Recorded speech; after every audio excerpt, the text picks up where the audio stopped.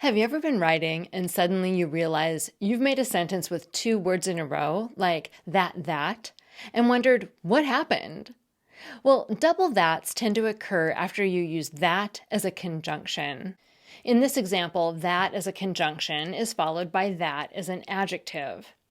His indifference to fresh brains confirmed my suspicion that that man is only pretending to be a zombie. I've used that to identify a specific man, that man. Two ways to fix it are to use a more specific adjective or to replace the initial pronoun with the description.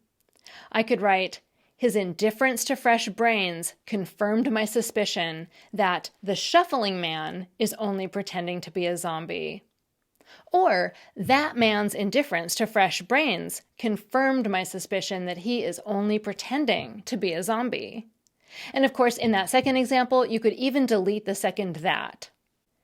In this example, that as a conjunction is followed by that as an adverb.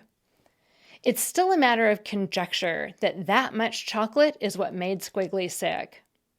There, I used that to emphasize how much chocolate it took to make Squiggly sick. That much.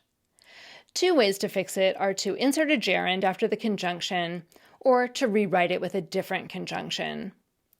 It's still a matter of conjecture that eating that much chocolate is what made Squiggly sick.